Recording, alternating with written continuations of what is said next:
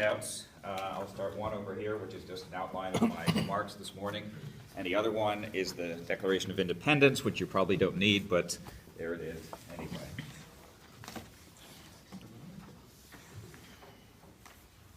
Well, it's an honor to speak at the Freedoms Foundation, and it's an honor to be able to speak to teachers. I have always found teachers are wonderful students because they're lifelong learners, and they practice what they preach.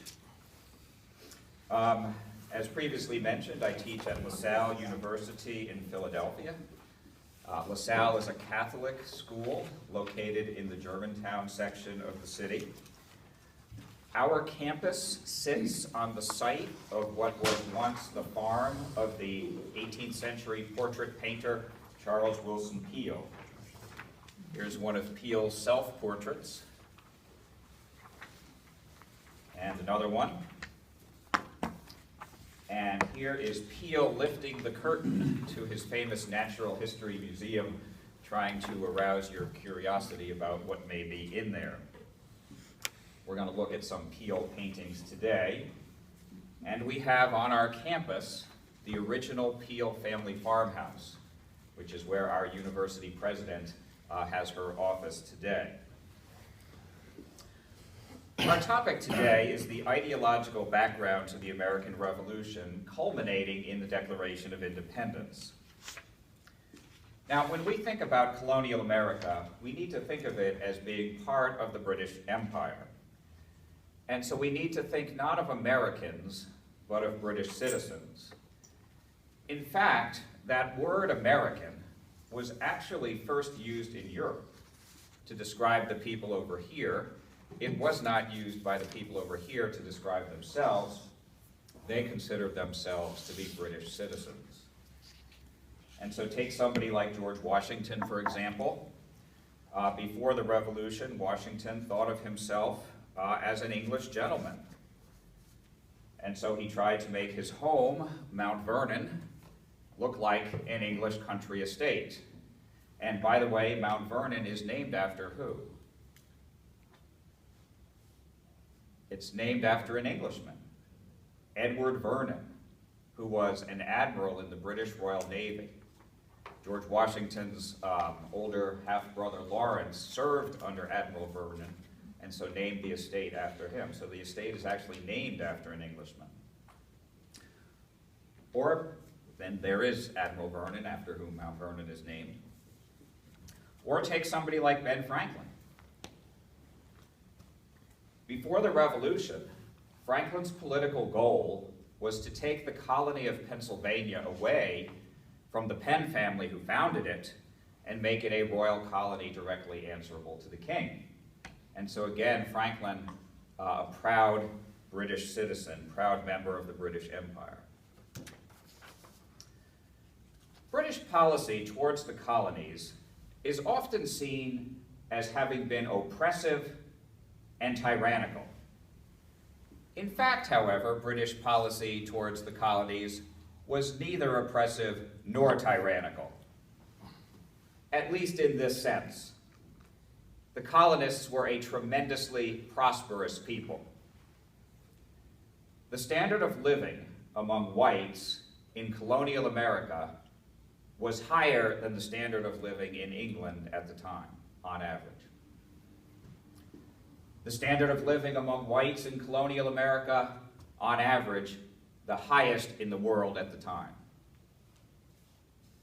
The standard of living among whites in colonial America, higher than it is in many parts of the world today. On average, colonial Americans were the richest people on the face of the earth. This is white, free colonial Americans. And so, how can you say that they're victims of tyranny or oppression when they are the most prosperous people on the face of the earth? And so I think we have an interesting question here. Why do prosperous people rebel against their mother country? How is that possible? After all, when the colonists declare their independence, what crime are they committing? Treason. And so the penalty? Death. So those are the stakes in the American Revolution. The stakes are pretty high.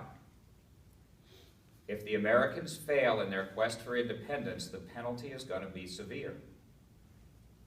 And they probably would fail in their quest for independence because they were taking on the most powerful empire on earth. But even in the best case scenario, if the colonists somehow managed to win their independence, the cost was going to be staggering. The cost in human suffering, the cost in lives lost, the cost in property destroyed. Staggering. You know, the Revolutionary War, relative to the size of the population, our second or third biggest war ever, relative to the size of the population. So it really is true, as the Americans declared in their Declaration of Independence, that they were pledging their lives, their fortunes, and their sacred honor. And so if they were thriving, wealthy, prosperous people, why go down that road and risk all that? And why would people who thought of themselves as British rather than Americans, why would they rebel against their mother country to create an American nation? And then why would people like George Washington and Ben Franklin, who are proud British citizens, why are they the ones to lead the rebellion against Great Britain? Well, clearly Americans would only have rebelled if they believed something really important was at stake. And that, of course, is exactly what happened. By 1776, Americans had become convinced that Great Britain was literally trying to enslave them. Americans became convinced that there is a systematic plot or conspiracy within the British government to enslave and subjugate the colonists. And once the colonists reach a point where they believe that, then their decision to rebel becomes understandable. It makes sense all of a sudden. In a way, it becomes the colonists' only alternative. Well, how is it possible that Americans could interpret British policy as an attempt to enslave them? Because the British, after all, were not trying to enslave the colonists. But that's what the colonists came to believe. How does that happen? Well, the answer lies in a political ideology to which the American colonists adhered. Radical Whig ideology. The 18th century was a very ideological age. The colonists were very politically aware and highly literate, and many of them loved to read and talk politics. And they spent a lot of time reading English political theory. But when the colonists read English political theory, they didn't read just any old type of English political theorists. They tended to read a very particular group of English political theorists who were known as the Radical Whigs. All right, let's think about who these Radical Whigs are. In 18th century England, of course, you have the two political parties, the Tories and the Whigs. The Tories tended to be more conservative, and they supported the crown, the king, the monarch. The Whigs tended to be more liberal and supported the British Parliament. These terms extend to America during the Revolution. And so those who remain loyal to the king become known as Tories, and those who become revolutionaries become known as Whigs. But when I'm talking about the radical Whigs, I'm talking about an extreme left-wing fringe group of the Whig Party in England. The most famous of the radical Whigs was a controversial member of Parliament named John Wilkes. And here we have a painting of John Wilkes and a political cartoon of John Wilkes. Now, I'm not sure, how well can you see these images? Okay. I don't know if John Wilkes was cross-eyed or there's some issue with the eyes here, and I'm not sure what it is exactly. Of course, the American criminal John Wilkes Booth was named after John Wilkes. Booth, in his twisted mind, saw President Lincoln as a tyrant and wanted to take out the tyrant. You know, perhaps if the Booth family had named their baby something else, history would have been different. And it did run in the Booth family. John Wilkes Booth's father once threatened to murder President Andrew Jackson. Never did it, but the son did follow through and murder Lincoln. Anyway, the point here, the radical Whigs must have been really important in America if an American family, the Booth family, would name their baby John Wilkes Booth after the English radical Whig, John Wilkes. All right, let's think about what the radical Whigs believed. The radical Whigs advocated a society in which there were no great differences or disparities of wealth. That is, they advocated a classless society, a middle-class society where all citizens shared common interests. A classless society won't be torn apart in fights of rich against poor. The radical Whigs also believed that in society there existed an eternal struggle between two opposite forces, liberty and power. For the radical Whigs, power was something that was very aggressive and masculine. Liberty, on the other hand, was something that was very passive and weak and vulnerable.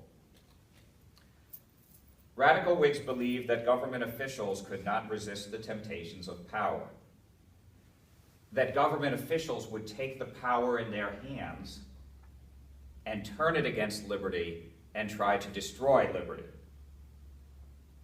For example, the king might take the power in his hands, the power to hand out government jobs, the power to hand out government contracts. The king might take that power and abuse it by buying off or corrupting Parliament into following whatever evil thing the king wanted to do. Now, if that ever happened, if Parliament ever became corrupted into blindly following the king, well, that would upset the checks and balances of the British Constitution and result in tyranny. Now, to protect their vulnerable liberty, radical Whigs warned that people needed to be vigilant. They needed to keep a constant watch on their government and make sure that they kept it in line. If the English government ever started to get corrupt, the voters needed to throw it out, to overturn it in an election before their liberty disappeared. The radical Whigs favored universal manhood suffrage in England so that people could monitor their government and make sure it stayed in line. That is, every man should have the vote, so that every man has a weapon to protect himself against the government becoming a tyranny. And so the radical Whigs' first defense of liberty was through the ballot box. But if the political process ever failed, then the people needed to do whatever it took to protect their liberty, even rebellion if necessary. Constant vigilance was crucial because power could sneak up on liberty very stealthily. And so if power were not nipped in the bud, your liberty could be gone before you knew it. To help the people protect their vulnerable liberty, radical Whigs listed a series of warning signs of when the government was becoming a tyranny. If the government does any of the following things, look out. Your liberty is in danger. If the government ever does all of the following things simultaneously, there's no doubt The government is becoming a tyranny. You need to act to save your liberty. Warning sign number 1. If the government ever maintained a standing army in peacetime. Now, in the 18th century, a standing army meant a large, permanent, paid, professional military. And the logic here, why would the government ever maintain a standing army in peacetime unless that army is going to be used how? On the people themselves, right, to enslave them. Okay, here we've got a radical Whig publication going back to 1697, an argument showing that a standing army is inconsistent with a free government. Okay, radical Whigs believed that if you have a standing army in peacetime, it will inevitably lead to something like this. Okay. Paul Revere's engraving, it's cut off a little bit, engraving by Paul Revere, Boston. Paul Revere's graving of the Boston Massacre, March 5th, 1770. Okay, radical Whig warning sign number 2. If the government ever takes away trial by jury. If the government takes away trial by jury, and then you're arrested for something and put on trial, now, in the absence of a jury, your fate is going to rest 100% in the hands of the judge. And in the 18th century, the judge is appointed by, paid by, and answerable to who and who alone? The king. Well, that's dangerous. Because the judge may not do justice. The judge may do what the king wants. Radical Whig warning sign number 3 is the famous rallying cry that we always associate with the American Revolution. No taxation without representation. Again, there's logic here. If the government can tax you without your consent, that's really dangerous. Because theoretically, then, the government can just keep raising the tax higher and higher and higher until the government is literally taxing away everything you own. And isn't that the very definition of slavery or tyranny? So those are the radical Whigs' 3 warning signs. Standing army in peacetime, taking away trial by jury, taxation without representation. If the government does any one of those things, beware. But if the government does all 3 of them simultaneously, there can be no doubt the government is becoming a tyranny. You need to do whatever it takes to save your liberty. That's the radical Whig message. Now, these radical Whig writers, they didn't really have all that much of a following in England. Almost nobody in England really took them seriously. They were sort of written off as an extremist fringe group. They're fanatics. They're laughed at. Nobody in England really, or not many people in England really believe that the king is trying to institute a tyranny. But in America, the writings of the radical Whigs were read and they were believed. In fact, Americans devoured radical Whig writings. Couldn't get enough of the stuff. America was like an insatiable market for radical Whig writings. And not only did Americans name their babies after radical Whigs, they named their schools after radical Whigs, and they named their towns after radical Whigs. There's a small college in Virginia, founded in colonial times, still exists today, Hampton, Sydney, named after 2 radical Whigs, John Hampton and Algernon Sidney. Or here in our state of Pennsylvania, we have a town called Wilkes-Barre, named after 2 radical Whigs, John Wilkes and Isaac Barry. Or one more example to make the point. When George Washington designed a uniform for the American Continental Army in the Revolution. He chose these colors, blue and buff, or blue and tan, because those are the colors of the Whig Party in England. All right, well, why did Americans listen to these English radical Whig writers when people in England were laughing at them? Well, the answer lies in circumstances in America that were just so different than England, that made the radical Whig message make sense to the colonists. First of all, the colonists came so much closer than England to matching the radical Whigs' ideal society. Remember, the radical Whigs wanted a middle-class society. Well, that's America. Relatively speaking, America was a classless society, certainly compared to Europe.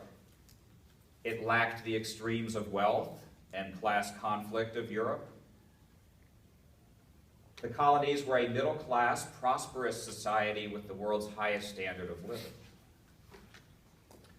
Also, remember, the radical Whigs wanted a society where all white men could vote.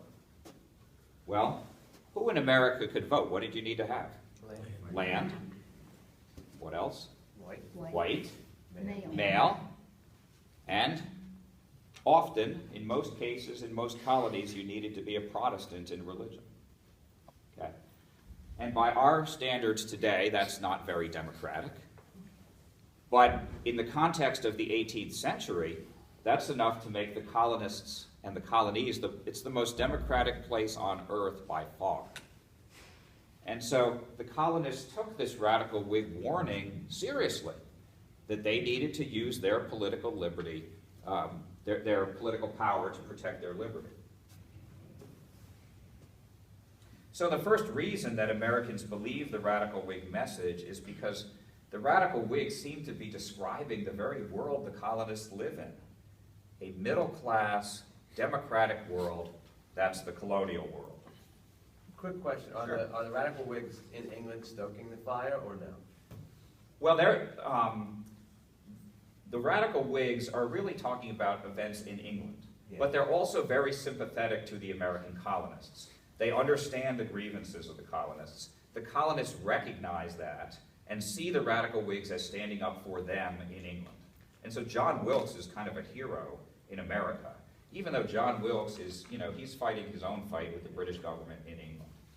He ends up in jail several times for libel, gets kicked out of Parliament, gets voted back in by his constituents. He represented a part of London. And eventually, when he gets thrown in jail, his supporters rally outside the prison. It's called St. George's Field Prison in London. I believe it was 1768 when this happened. And what you get in London is an English version of the Boston Massacre. And Americans saw that, and then they saw their own Boston Massacre, and they saw these events as connected, that this is not just America, it's an empire-wide conspiracy against liberty, is what's going on in the minds of Americans. All right, another reason that the American colonists buy into this radical Whig ideology has to do with where they are located in the empire. The colonists are political outsiders. This is true in a literal geographic sense. Think about where these colonists are in the empire, way over there across the ocean on the outskirts. They're political outsiders in a literal geographic sense, but they are also political outsiders in a sort of metaphorical sense as well. Think about it. Does any American ever sit in the King's cabinet? No. Does any American ever sit in the British Parliament? No. Does any American even get appointed to a high political office in the colonies, like becoming a royal governor? Usually not. Usually the royal governors were people who came over from England to govern.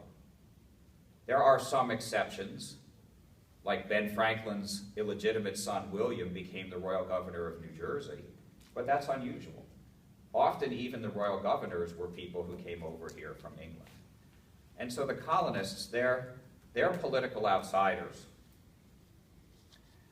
You know, the British practiced towards the American colonists what we might call imperial arrogance. And this attitude, in some ways, it is similar to racism today. That is, the English viewed the American colonists as a lesser breed of English. It's not that the colonists were subhuman. They were sub-British in the eyes of the English. And Americans sensed this. And so they found it easy to believe the conspiracy theory, because they're, in so many ways, treated as second-class citizens. Now, take the case of George Washington. I think George Washington provides the classic case of how somebody who gets shut out of the system can turn against the system. What was it that George Washington wanted more than anything else career-wise when he was a young man? A commission in the British Army. A commission in the British Army. Okay, Washington, in his 20s, during the 1750s, he fought on the British side in the French and Indian War. Okay, there's Washington in his French and Indian War uniform, painted by Charles Wilson Peale. Washington worked so hard to take his troops. You know, he was the colonel of the Virginia Regiment. Sometimes people called Washington's troops in the French and Indian War militia. They were not militia. This was Virginia's regular army. These were Virginia's regular troops. Washington was the colonel of them.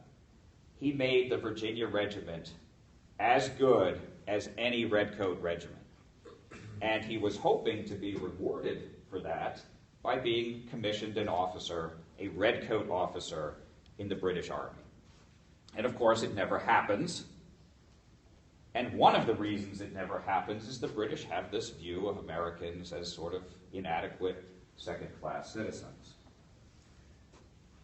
And so Washington's experience as a member of the British Empire, you know, his life experience at the hands of the British, it makes this radical Whig stuff resonate with him. Those guys know what they're talking about. This clicks with Washington. Okay? Now, I don't mean to suggest that Washington became a revolutionary because he was pissed off that he didn't get promoted. That's too simplistic. But I do mean to suggest that Washington's life experience as a member of the British Empire made this radical Whig ideology resonate with him. You know, it really seemed to make sense. And so radical Whig ideology provided a lens through which Americans viewed everything that the British did. You know, the Americans believe this stuff, people in England do not. Now, when the mother country started to crack down on the colonists, it started to do the very things the radical Whigs had warned against. Standing army in peacetime, taking away trial by jury, taxation without representation. And I'm convinced that England did those things to the colonies without realizing what they were doing to the colonies and without understanding what those things meant to the colonists.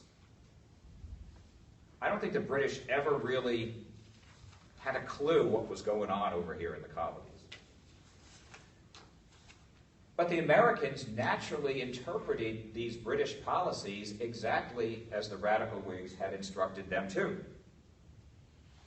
This is a conspiracy to enslave us, and so we must resist.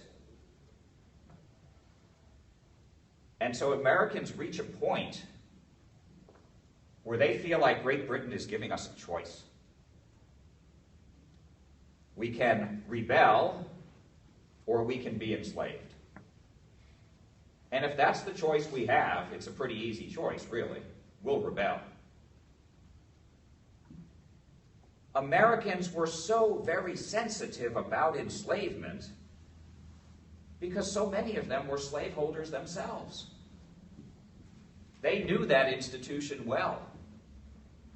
They didn't want to end up on the wrong side of it. As future President John Adams put it, quote, "The colonists will not be the Negroes of the British." Or as Thomas Jefferson put it, quote, "We are resolved to die free men rather than to live as slaves." Or as George Washington put it, quote, "America is either to be drenched in blood or inhabited by a race of slaves. Sad alternative. But can a virtuous man hesitate in his choice?" I think Washington's language is fascinating there. We resist British policy, or we become a race of slaves. Or Adams, we resist British policy, or we're the Negroes. On another occasion, Washington wrote, quote, "We must assert our rights, or become abject slaves like the blacks we rule over." And so that language of slavery, it's so consistent, it's so universal, it's so systematic, everybody's using it. This is not rhetoric. This is real. They believe it. This is the alternative that we have. Rebellion or slavery, we choose rebellion. And so I think the colonists rebel, even though they have the world's highest standard of living, even though they admire the British so much, because this radical Whig ideology helps to unite them. And I would argue that the colonists are actually rebelling not against the British Constitution, but they're actually rebelling in favor of it. That is, they see themselves as the true British, and we are standing up for the rights of Englishmen against some tyrannical conspiracy. And so it's actually the very Britishness of the colonists that's driving them to rebel against Britain. Now, I think this illustrates something unusual about American nationalism. How do we define that term? What's the definition of nationalism? Pride in your nation. Okay. What are some things about your nation you take pride in? Our freedom, our political system, our democracy. We might take pride in our economic system, capitalism. Our strength, our military, our traditions, some countries it's a religion. In the U.S. it's freedom of religion. Now, usually what happens when a colony breaks away from an empire is usually that colony has its own form of nationalism, which unites the colonists, makes them feel different from the rest of the empire, and drives their independence movement to success. Okay, like, for example, the people of India breaking away from the British Empire. Okay, the Indian people felt they were a different people with a different history and different culture and different religions, and this unites them and helps them to break away from the British Empire. Is this what happens with the 13 American colonies? No. Okay. What is their history? It's British. What is their language? It's English. What is their religion? It's Protestant. And so in the case of the United States, American nationalism is not the cause of independence. American nationalism is the result or the outcome of independence. That is, we don't have American national identity until after we become a nation. And so, did American nationalism lead to independence? No. we didn't really have a strong American identity before independence. And so American nationalism is the result or the outcome of independence rather than the cause of independence. American national identity arises after 1776 and not before. Before 1776, the colonists just wanted to be British, not American. They thought they were the real British, that we're better British than the British across the ocean. And they declared independence almost because England had forgotten what being British was all about. And so it's the revolution that gives all colonists a feeling of unity for the first time. It is the clash with England that gives all Americans common ground as Americans for the first time and separates them from the rest of the empire. It's the resistance movement that causes all colonists to cooperate together for the first time. It brings puritanical New Englanders and horse-racing Virginians, with such tremendous cultural differences, brings them together in a common cause. All right, let me illustrate this, I think, in a really simple way. What are specific symbols of American nationalism today? The flag is always the best one, right? What are other examples or symbols? The bald eagle, Statue of Liberty, Liberty Bell. What else? Trademarks like McDonald's or Coca-Cola. Okay, so the capitalistic things. Yep. It can be buildings. The White House, the Capitol, the World Trade Center, the Pentagon. There's a reason the 9/11 terrorists hit the buildings they did. They're symbols of American nationalism. What about the papers in the National Archives? Okay, so documents. Constitution, Declaration of Independence, Bill of Rights, Emancipation Proclamation. Okay. Music, we forgot a big one, right? The national anthem. People. You know, all our presidents, all our founders, sports heroes like Babe Ruth, Michael Jordan, pop culture heroes like Elvis, or to go with your capitalism, Donald Trump. I mean, why is this guy taking off, you know? So think about all these symbols of American national identity. What do they all have in common in relation to July 1776? They're all after. We became a nation first and then got all our symbols of nationalism afterwards. So we become a nation July 2nd, 1776. 2 days later, we get a Declaration of Independence. And then, like a year later, we get a flag. And then we get our first Constitution. And then we get our second Constitution. And like 40 years later, we finally get a national anthem. And so our nation is born first, and then all the symbols of American nationalism come after. That's a very unusual pattern. All right, let's look at how British policy led to the Revolution simply by looking at one piece of British legislation. You know, we don't need to go through the whole laundry list today, but let's just look at one representative British policy and how this contributes to revolution, and that's the Stamp Act of 1765. Okay. The British Parliament enacts this tax on the colonists in 1765. The Stamp Act is a tax on printed paper products, like newspapers and books, and it's a tax on legal documents. And so if you want a legal document to be valid in court, you had to buy the stamps from the British stamp guy, and you had to attach these stamps onto the documents to make them valid in court, and this is how the British get revenue. Okay. Let's think about what was the purpose of the Stamp Act, and of course, there's no substitute for the primary sources. So if we go back to the original legislation, if you read that first paragraph there, what is the revenue going to be used for? what is the revenue from the Stamp Act going to be used for? Protecting the frontier. Okay, it's going to be for defense, right?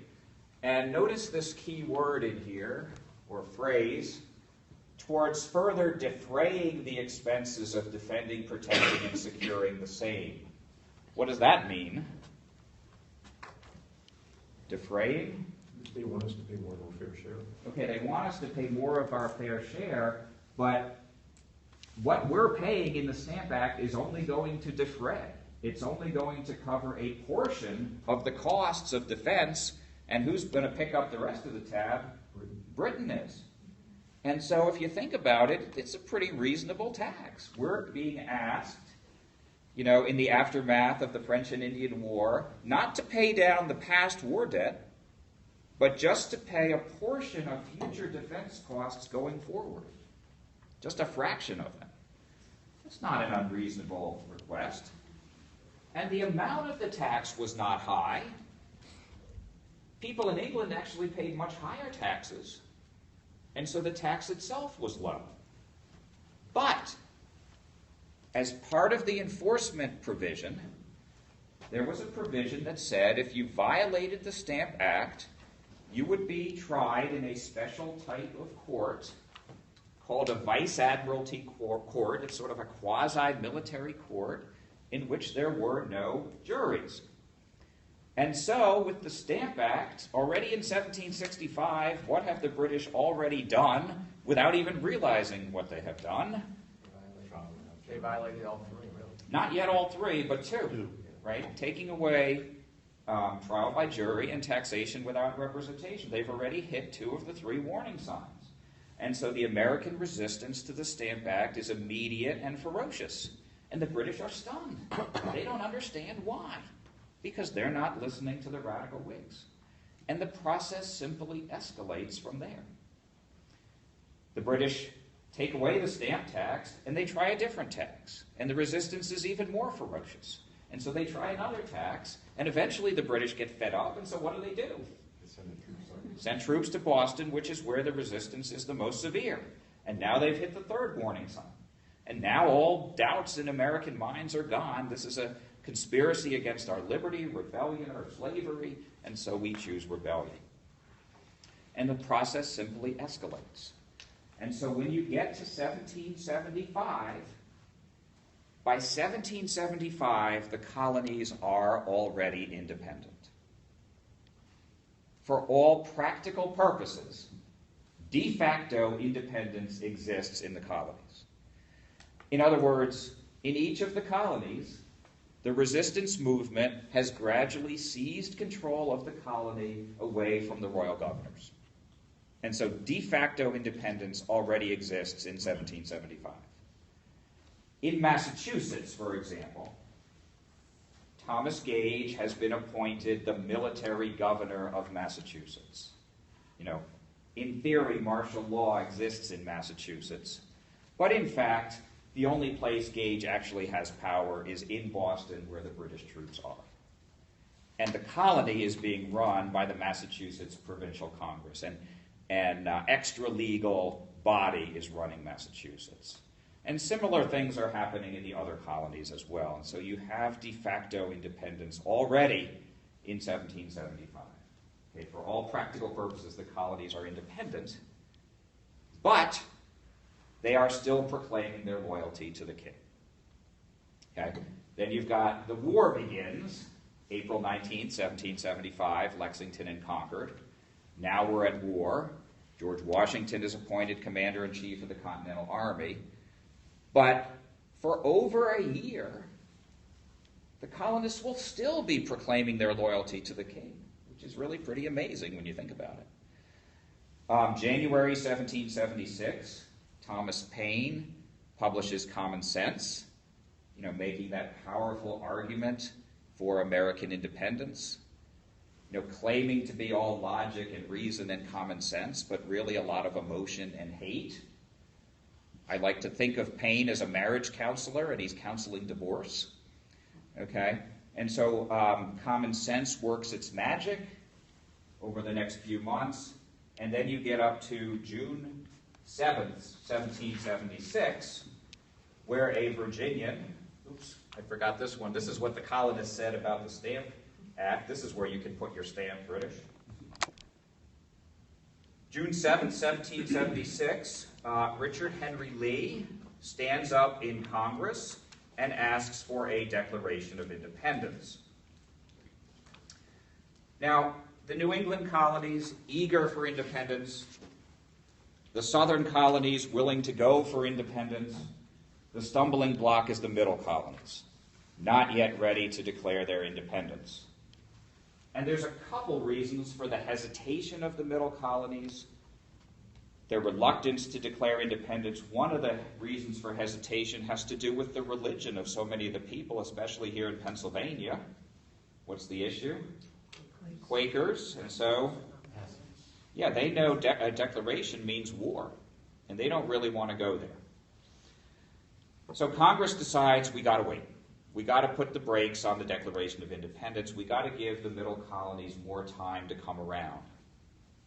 But in the meantime, why don't we go ahead and appoint a committee to draft the Declaration of Independence so it's ready when we need it?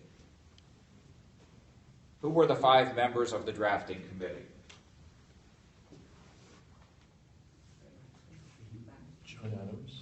John Adams. Franklin. Jefferson, of course. From Connecticut, Roger Sherman. And from New York, Robert R. Livingston. A 5-man committee to draft a Declaration of Independence. The committee meets among themselves, and they decide Thomas Jefferson is going to be the one to write the document. You know, if you're familiar with the musical 1776, there's a great scene in that musical where the committee meets and they decide who's going to write the Declaration, and of course it's Jefferson. Why does Jefferson get the assignment? Well, they say he was more eloquent. Okay, Better writer. he's very eloquent with the pen. It's also Virginia.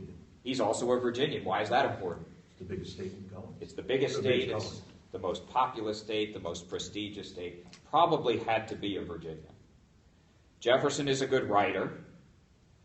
Well, why doesn't Adams do it? Nobody likes him. He's obnoxious. Right? In the musical, Adams keeps saying, if I'm the one to do it, they'll run their quill pens through it. Everyone will savage the thing because I wrote it, you know. But Jefferson, he's not controversial. He's well-liked. If it comes from him, it'll be well-received. And then one other thing to think about, how old was Jefferson? 33. And you know how committees work. It's the junior member who gets the job, who gets the work. And so Jefferson gets the job. And he prepares a draft pretty quickly. He didn't have a whole lot of time to do this because he's got a lot of other committee work at the same time. And absolutely, Jefferson is a gifted writer, but he does not dream up the content of the Declaration of Independence all by himself. What Jefferson really does with the Declaration of Independence is to summarize ideas that were on everybody's lips at the time, and to do it eloquently. As Jefferson himself put it, he, quote, prepared, quote, an expression of the American mind. He's simply summarizing ideas that are on everybody's lips, and he's drawing, information from various places throughout history, John Locke and whatnot. Sometimes my students say, well, didn't Jefferson plagiarize the Declaration of Independence? Well, they didn't really have a concept of plagiarism in the 18th century. In fact, in the 18th century, it was admired to borrow ideas from other places and then to put them together into your own creation, which is what Jefferson did without attribution. I mean, today we might call that plagiarism, but that was actually something that was admired in Jefferson's day. I think what he did with the Declaration is very similar to what he did with his architecture at Monticello or where have you, where he borrowed ideas from other architects, classical architects, and he sort of put them together in his own creation. Before Jefferson wrote anything, he discussed exactly what he would write with the rest of his committee. After he wrote it, the committee reviewed it and made suggestions. And Jefferson's draft was in many ways brilliant, but he wrote it quickly, and there was a lot of room for improvement. On July 2nd, 1776, Congress voted for independence. And so that's the day the United States was born, July 2nd, 1776. And then, having voted independence, Congress then began to consider Jefferson's draft. Congress put the draft through a very slow and painstaking group editing process, where they literally went through the document sentence by sentence, beginning to end. Let's read the first sentence. Do we like it as it is? Do we want to change it? How do we want to change it? We're happy with the first sentence. On to the second sentence. It took 2 days to work through the entire document. Congress shortened the document, made it more accurate, made it more eloquent. During the debate, somebody pointed out that Jefferson had blamed the slave trade on George III. And, the slave trade has been around a long time before George III. It's not really fair to blame that one on him, and so they struck that out. Now, during this editing process, Jefferson's beside himself. This is painful for him. He's very sensitive about his work. Painful to see his declaration picked apart, criticized, changed, and edited. Just as I suppose any one of us would be if we wrote a document, brought it in here, and the whole group went through it sentence by sentence and haggled over it. But Jefferson should have been grateful, because Congress improved his work, and he's the one who's gotten the credit for it ever since. Now, it's interesting, I think, that Congress haggled for 2 days over words when there's a war to be fought. But the Declaration is propaganda. And wars are won with words as well as with bullets. This is to unite the American people behind independence. The audience for this document is primarily Americans, to unite them behind independence. It's helpful to distinguish the audience for the Declaration of Independence versus the audience for independence. The audience for independence is the whole world, including France. We'd really like their help in our cause. But I don't think the audience for the Declaration of Independence is France. Because does King Louis XVI really want to read a document that says all men are created equal? Not really. Okay, so I think it's helpful to distinguish the audience for the document versus independence itself. Well, they finished their work on July 4th, and for some reason that's the day that becomes our national holiday. Now, we've been talking about these people as being British citizens, and it's the revolution that's turning them into Americans. I think the fact that the colonists issued a Declaration of Independence illustrates how British they really are. This is a very British thing to do.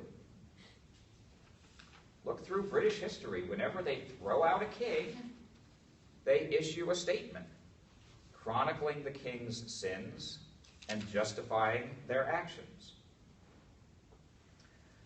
Now, the Declaration is, of course, written in the Revolution, but there's another huge movement going on at the same time called the Enlightenment, where the world is governed by scientific laws of nature. These movements are both sort of peaking in 1776, and they're influencing each other, and they're influencing Jefferson. And so just consider that phrase, we hold these truths to be self-evident. Self-evident is a word that scientists used in the 18th century to describe their scientific laws of nature. Franklin described his laws of electricity as self-evident. We hold these truths to be self-evident. that all men are created equal, they are endowed by their Creator with certain unalienable rights, among these life, liberty, and the pursuit of happiness. And so Jefferson feels like this is part of the Enlightenment. He's laying down the scientific laws of government. Now, in the Declaration, 80% of it is what? Complaints. The grievances, right? Complaints. All those little sentences that begin with the word he. That is the most important part of the Declaration. It's the evidence that the accusation of tyranny is based on. So we can think of Jefferson as a prosecuting attorney. He's trying to convict the king of tyranny. And here's the evidence. And the legal strategy that Jefferson is using here is the kitchen sink. You throw everything at the king and hope something sticks. And, I passed out a copy, but if you look through it, you will see those radical Whig charges coming back again and again and again in the list of grievances. Standing army in peacetime, taking away trial by jury, taxation without representation. And many of the other grievances on the list are other radical Whig warnings that we didn't talk about today. So there's more than 3. And so many of the grievances revolve around these radical Whig warning signs. All right, let's actually take a look at the Declaration here. The men signed by state, except for one exception, and that is John Hancock. Okay? There's lots of stories about why John Hancock signed so big. He was a vain and arrogant man. Sometimes with my undergraduates, I compare John Hancock to Donald Trump. I mean, he's a big businessman, very arrogant, I gather. I think there's maybe an analogy there. Maybe that's how Donald Trump would sign the Declaration of Independence. Who knows? But He would claim to have written it.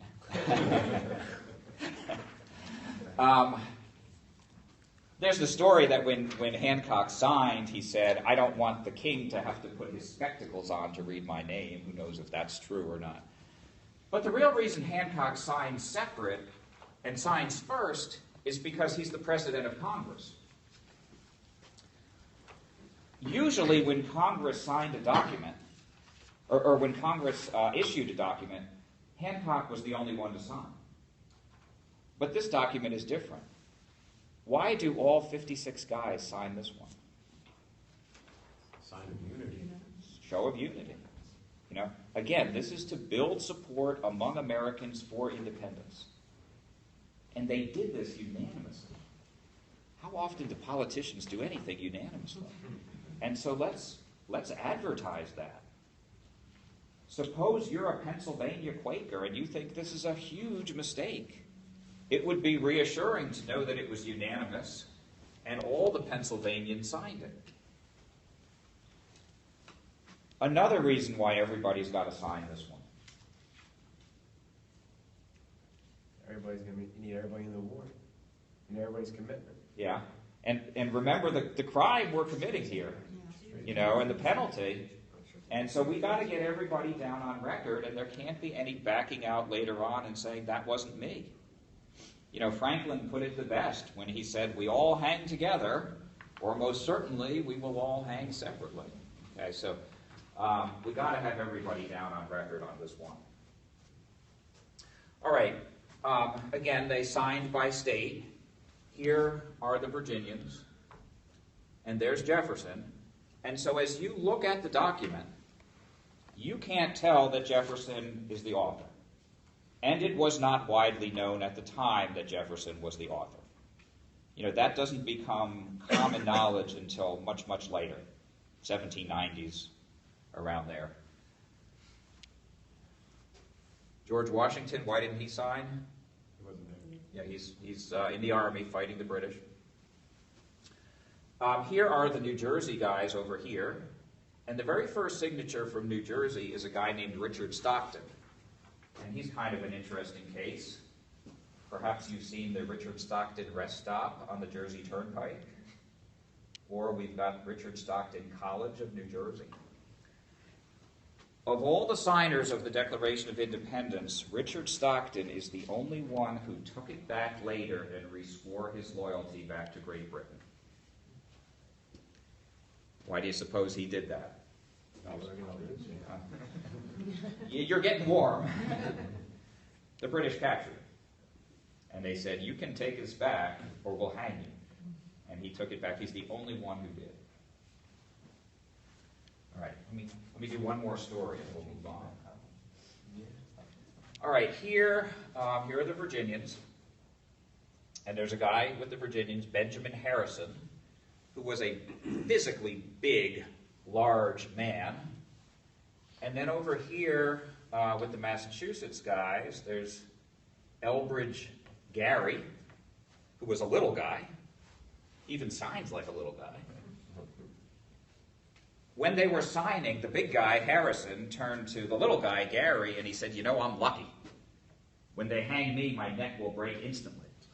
But when they hang you, you're going to suffocate to death. So, you know, this is treason, and, you know, they're pledging their lives, their fortunes, and their sacred honor in this cause.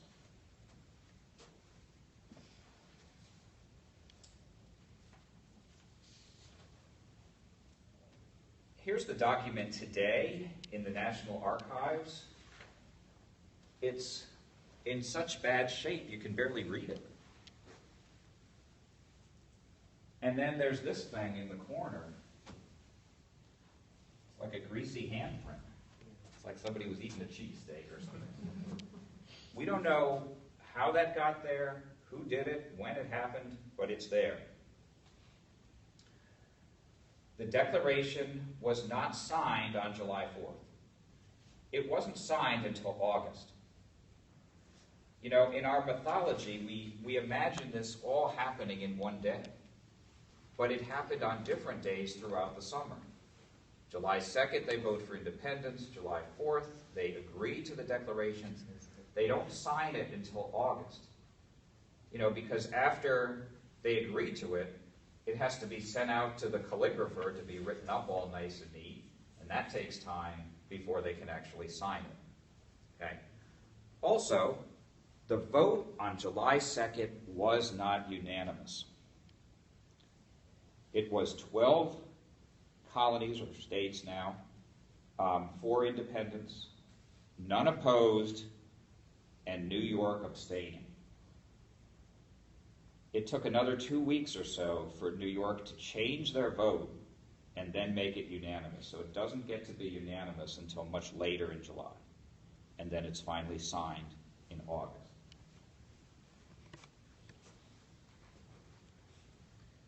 The audience was Americans, and word is spread mainly through public readings.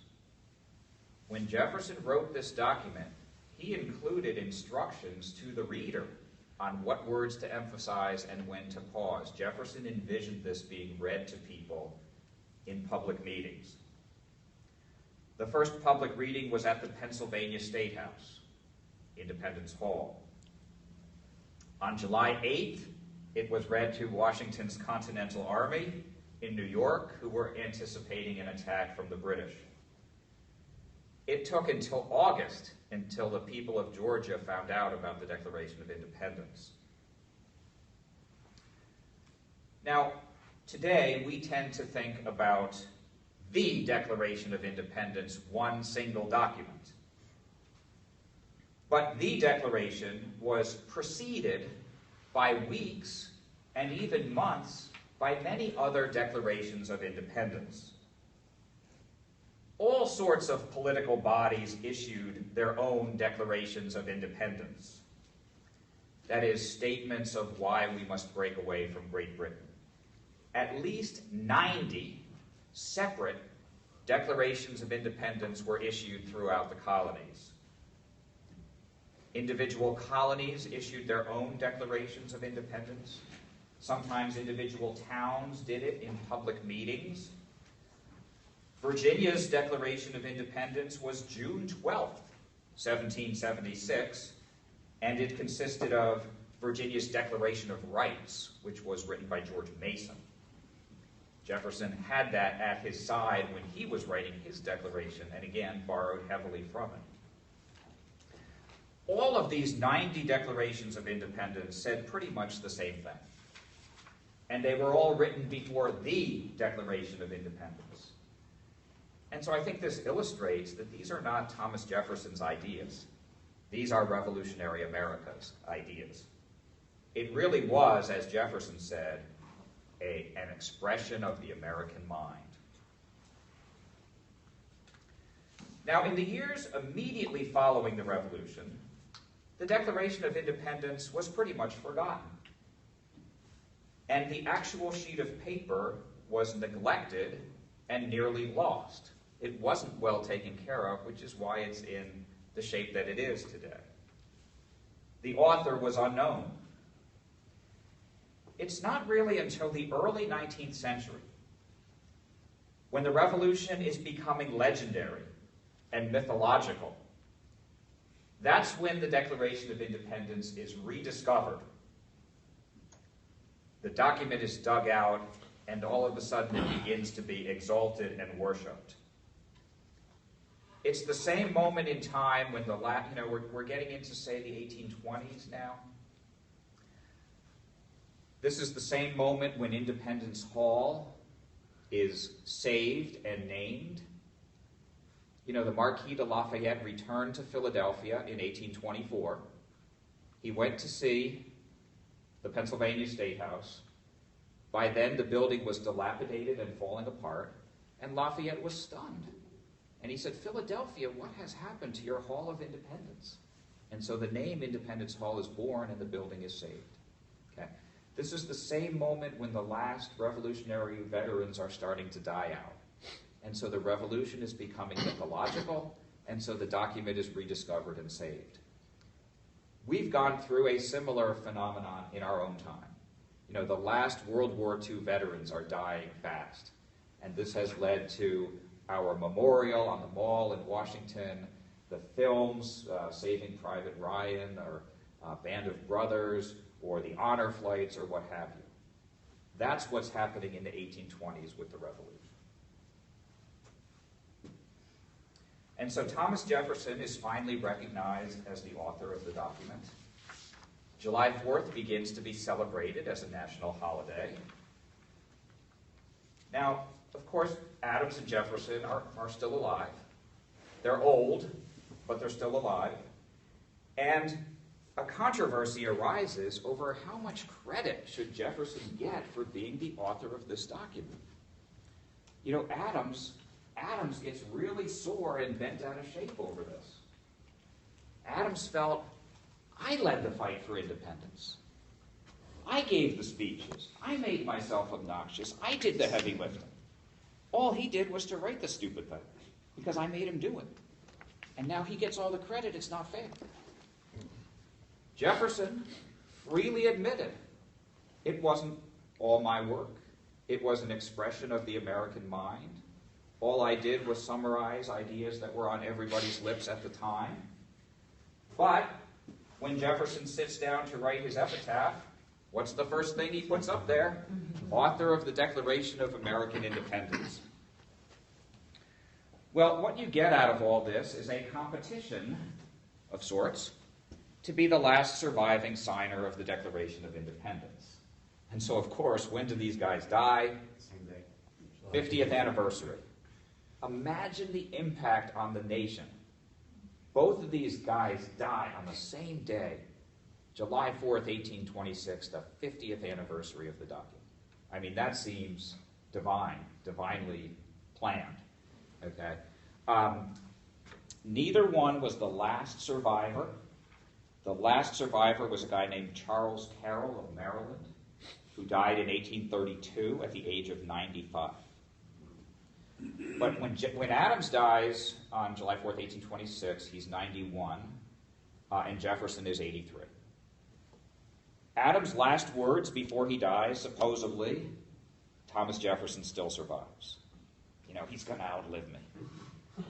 Not goodbye family, I love you, but anyway.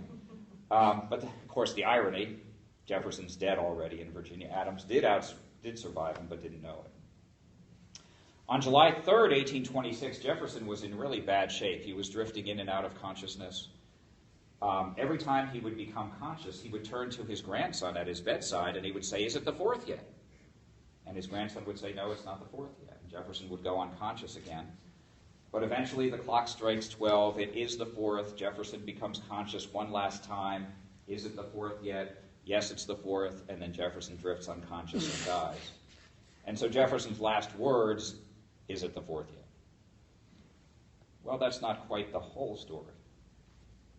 Jefferson's real last words came after he was unconscious. His real last words, he started barking out orders to his slaves. So there's all sorts of irony there. Our mythology sort of wipes that away, and what comes down to us as Jefferson's last words were actually his last conscious words, "Is it the 4th yet?" At the bottom of that outline that I passed out to you, we have that at the next verse. Right here. Grab a copy. Yeah, the bottom of the outline, I put a quote from not quite, but just about the very last letter that Jefferson ever wrote. You can see he wrote it just a few days before he died. Take a moment and read that paragraph. You know, what's Jefferson saying here about the Declaration of Independence?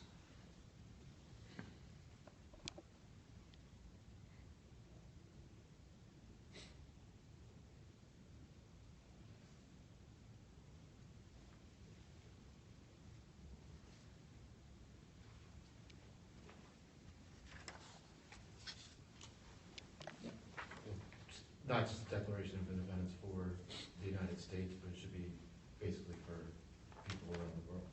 It's a symbol. Yeah, it's a symbol to the whole world for people who are seeking political democracy and trying to escape oppression. Already in the 50 years that since Jefferson wrote it, this document is transforming into something else. And he's beginning to understand this right on his deathbed, okay? It started as a statement of us breaking away from Great Britain. But it is becoming so much more than that. It's becoming this symbol to the whole world for other people seeking political freedom. And here in America, it's becoming our national mission statement. You know, something that we're striving to achieve. And so what happens with the Declaration is the part that was most important at the time, the grievances, becomes fairly unimportant. And what was least important at the time, the introduction, that becomes really important. And that becomes this symbol to the world and our mission statement at home that we're trying to achieve. So I think, Jefferson himself is understanding the transformation that has already begun with his declaration in the 50 years since he wrote it. Okay, I guess, Gene, I have 5 minutes left. Let me wrap this up with one story just for fun, really. I guess it's this afternoon, Colleen Sheehan's going to speak about the Constitution. Well, let me invade her turf just a tiny little bit, tell you a story from the Constitutional Convention to wrap things up. On September 15th, 1787, which is just about the last day of the Constitutional Convention, the delegates held a dinner in honor of George Washington at the City Tavern on 2nd Street, Philadelphia. Let me share with you the final bill for that evening. Dinners for 55 gentlemen, 20 pounds sterling. 54 bottles of Madeira, 20 pounds. 60 bottles of claret, 21 pounds. 8 bottles old stock, 3 pounds. 22 bottles of porter, 2 pounds. 8 bottles of cider, 1 pound. 12 bottles of beer, 1 pound. 7 large bowls of punch, 4 pounds. Cigars, 2 pounds. Wine glasses broken, 1 pound. Dinners for 16 musicians, 2 pounds. 16 bottles of claret for musicians, 5 pounds. 5 bottles of Madeira for musicians, 1 pound. 7 bowls of punch for musicians, 2 pounds. And this works out to a grand total of 89 pounds sterling. That's 3 bottles of alcohol per person, plus all the punch. And 89 pounds, that's a lot in today's dollars. I did a conversion, and it comes out to about $10,000 in today's dollars. So these guys knew how to reward themselves for a job well done. Now, the 16 musicians. Let me read some of their names to you, and you tell me who these guys are. George Kreisler, Mr. Schultz, Mr. Treninger, John Kaiser, William Hartung, Philip Rotti, David Kartzrock, John Brunner, Konrad Spangenberg. They're all Germans. Keep going. Hessians. Okay, very good. They came here to fight for the British as mercenaries. George Washington captured 900 of them in the Battle of Trenton, and then he offered them amnesty. Become American citizens and you're free men. And most of them did.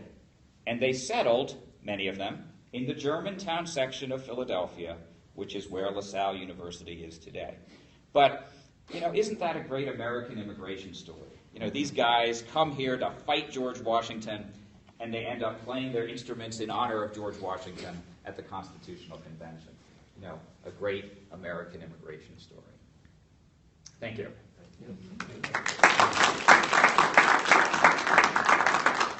I have a couple minutes if anybody wants.